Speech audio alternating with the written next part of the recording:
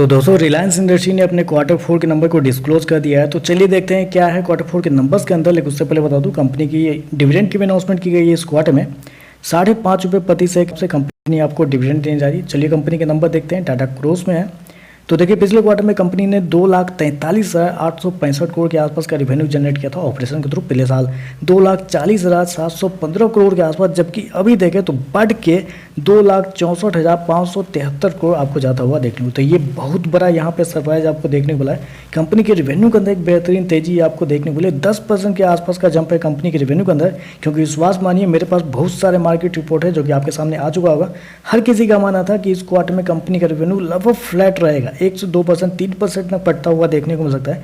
लेकिन यहाँ तक गजब का कंपनी का रेवेन्यू आपको बढ़ता हुआ देखने को मिला। क्वार्टरली बेस पे भी देखें तो 8% के आसपास का जंप आपको देखने को मिला है। जबकि जो एवरेज अनुमान निकल के आ रहा है मार्केट एस्टिमेट को लेके, वो आपका निकल के आ रहा है लगभग बोल सकते हैं आप 2,38,016 करोड़ के आसपास। तो जितना मार्केट का अनुमान था उससे तो कई ज़्यादा बेहतर है। ऑलरेडी मैंने आपको बताया कि मार्केट का मानना ही नहीं था कि कंपनी का रेवेन्यू बढ़ता हुआ देखने को मिलेगा। इस वजह से मार्केट का मानना था कि 1-2% ऊपर नीचे होगा।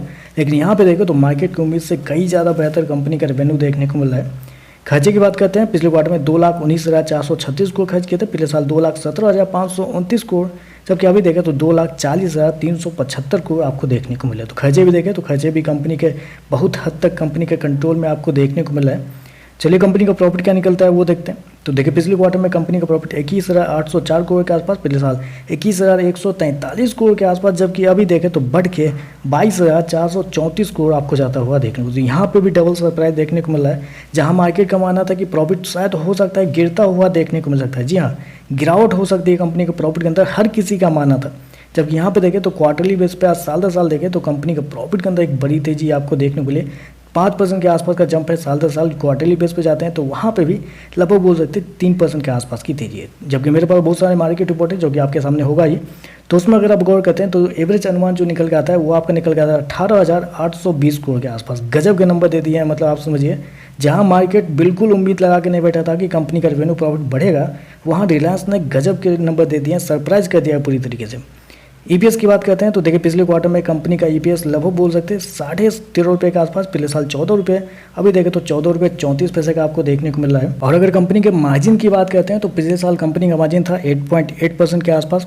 पिछले क्वार्टर की बात करते हैं तो पिछले क्वार्टर में कंपनी का मार्जिन था 8.9%, जबकि इस क्वार्टर में देखते हैं तो कंपनी का मार्जिन है 8.47% के आसपास। तो यहाँ पे थोड़ा मार्जिन थोड़ा कम हुआ है कंपनी का साल दर साल, क्वार्टर दोनों।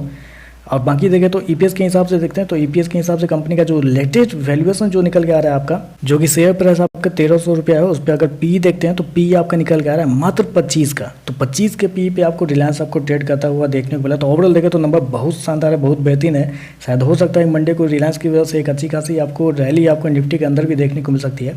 तो चलिए बस आज के लिए बस इतना ही। वीडियो पसंद आए तो लाइक कीजिएगा, साथ में साथ चैनल को सब्सक्राइब जरूर कीजिएगा। धन्यवाद।